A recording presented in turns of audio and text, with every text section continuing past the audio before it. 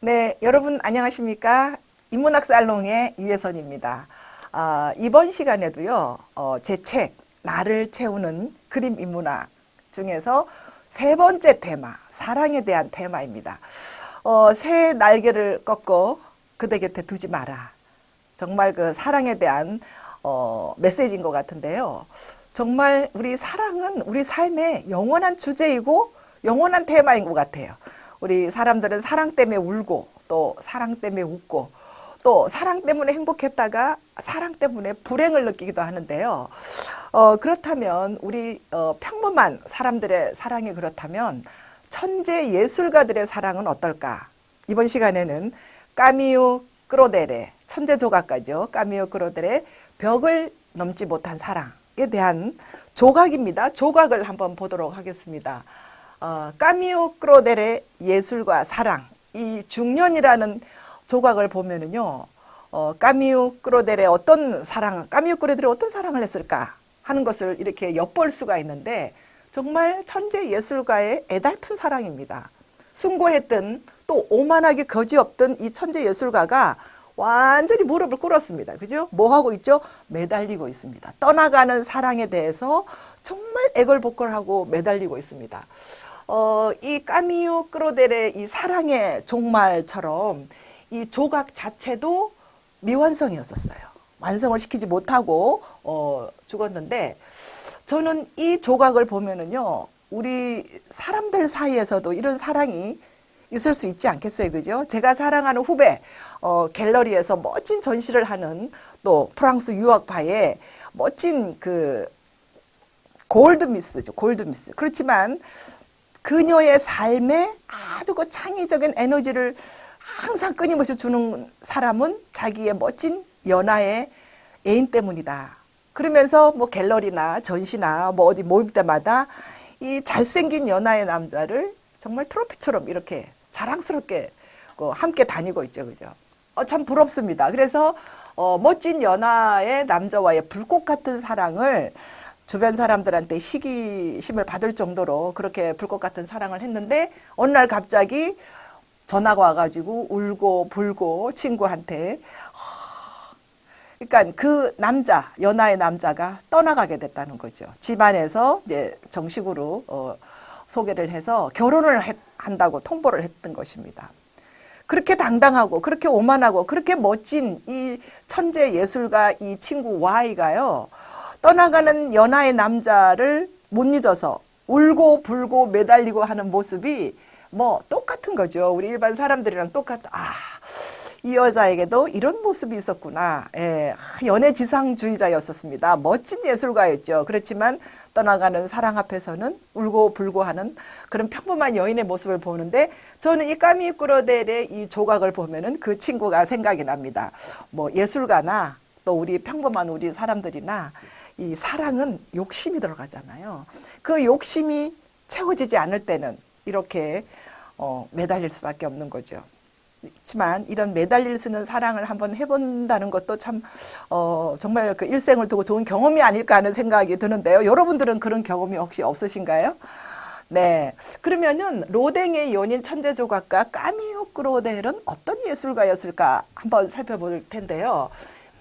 까미유 크로델은 시인이자 외교관인 폴 크로델의 누나입니다. 그러니까 동생이 굉장히 프랑스의 저명 인사죠, 그죠? 그러다 보니까 로댕과의 연이 닿아서 1884년부터 로댕의 아틀리에에서 조수로 일을 하기 시작을 한 거죠. 그 이후로 이제 로댕과 연인 관계로 발전하는데요. 로댕 밑에서 배우기도 하고 조수 생활도 하면서 예술에 입문을 하게 된 거죠. 이런 것들이 예술의 세계인가 보다. 로댕으로 인해서 예술의 문을 넘었으나 로댕이라는 한 남자의 사랑의 벽에 부딪혀 가지고는 그 벽을 넘지 못하는 거죠. 한 남자의 벽을 넘지 못한 비운의 천재 조각가입니다. 까미유의 작품은 굉장히 많았어요. 로댕의 화실에서. 그래서 팔 때는 로댕의 이름으로 파는 거죠. 그죠? 좀 억울하기는 하겠죠. 그래서 호평을 받았지만 실제 자기 이름으로 주문이 들어오는 조각은 별로 없었던 거죠. 실제 주문은 없었는데, 그래서 이제 차츰차츰 예술의 경지가 높아지니까 이제 로댕이라는 한 남자에 대해서 욕심이 납니다. 그래서 선택해 주기를 바랬죠. 부인이냐 나냐.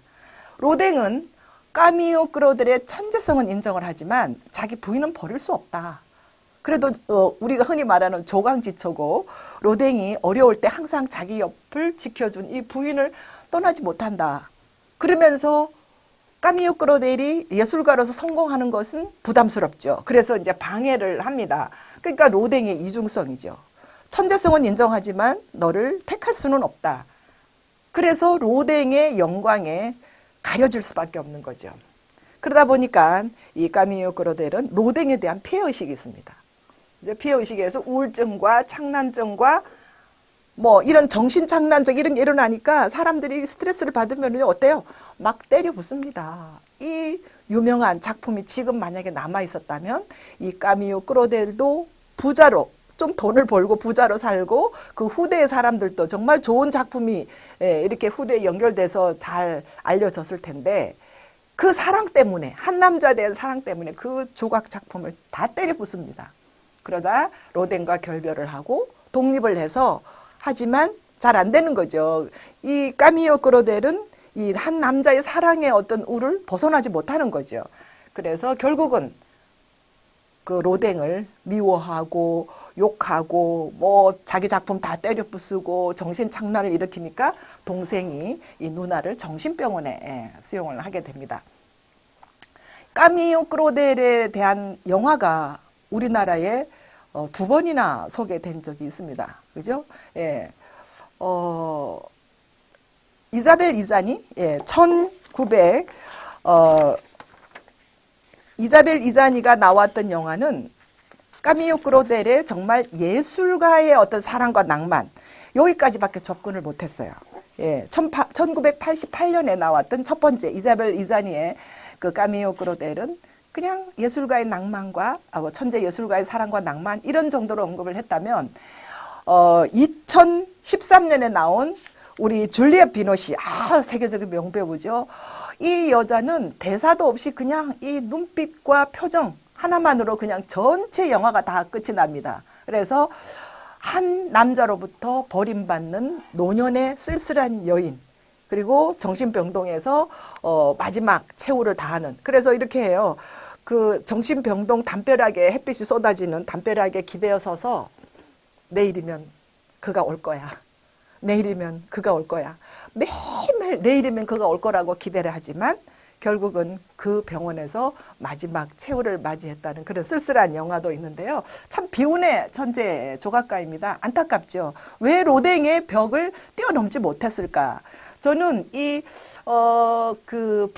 프리다 칼로와 까미오 크로델의 두 천재 예술가를 생각을 하면서 비교를 한번 해보고 싶어요.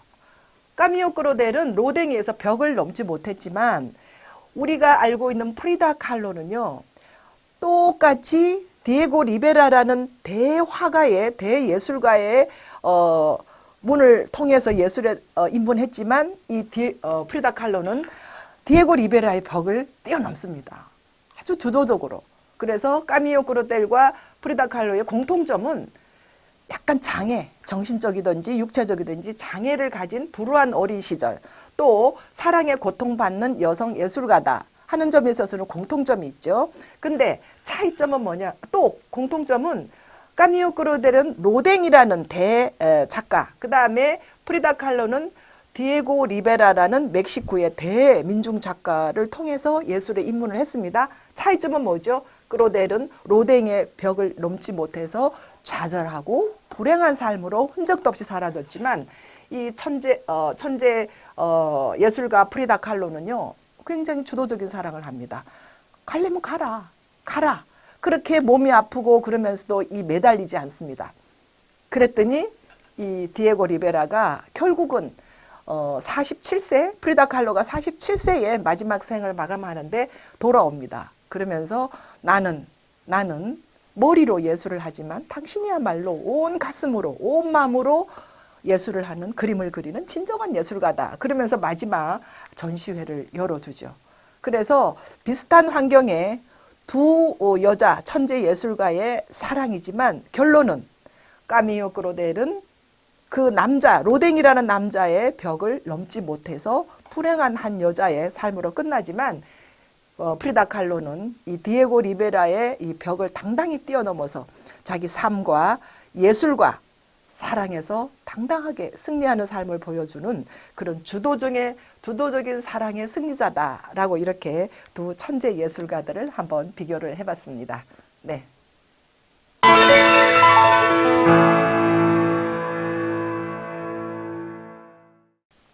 네, 여러분 안녕하십니까? 인문학 살롱의 유혜선입니다. 이 까미오 크로델의 중년이라는 조각을 한번 보면은요. 여러분들은 이 중년이라는 조각에서 어떤 느낌이 드시나요? 떠나가는 남자의 사랑에 아주 자존심을 굽히고 무릎을 꿇고 한 여자가 매달리고 있습니다. 애걸복걸을 하고 있죠, 그죠? 우리가 정말 사랑하는 사람이 떠나갈 때는 이런 심정으로 한번 매달려 보고 싶은 이런 생각이 드실 텐데요. 이 조각은 누구의 조각이었냐면 로댕의 연인 까미오 클로델의 미완성 조각품입니다. 까미오 클로델 천재 조각가, 자기의 삶처럼 자기의 사랑처럼 이 작품도 미완성으로 끝났는데요. 로댕이라는 사람 천재 조각가를 통해서 예술에 입문을 했지만 로댕이라는 한 남자의 벽을 넘지 못한 아주 불행하고 불우한 그런 까미오 크로델의 사랑의 모습을 이 조각을 통해서 볼 수 있을 것 같습니다. 그래서 문을 넘어서나 벽을 넘지 못한 사랑이다.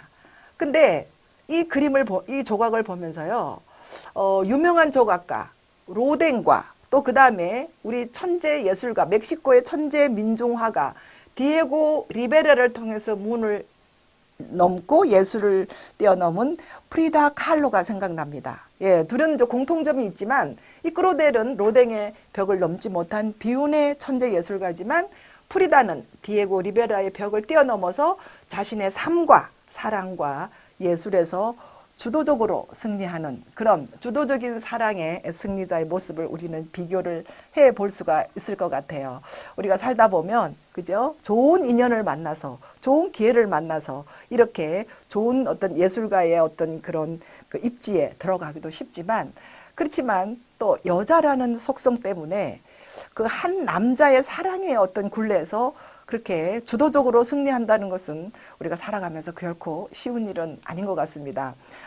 결국 까미오 크로델은 한 남자의 벽을 넘지 못해서 이렇게 매달리는 사랑을 하다가 비운의 슬픈 조각가로 끝났지만 프리다 칼로는 당당하게 그렇게 불행하고 불우한 환경과 신체적 조건에도 불구하고 디에고 리베라라는 대작의 예술가에게 매달리지 않고 주도적으로 자기의 삶과 사랑과 예술에서 당당하게 승리하는 그런 모습을 우리는 이 조각을 통해서 비교를 해볼 수 있는데요. 여러분들은 어떤 사랑을 하고 계십니까? 한번 자신들에게 질문을 한번 던져보도록 하겠습니다. 네, 감사합니다.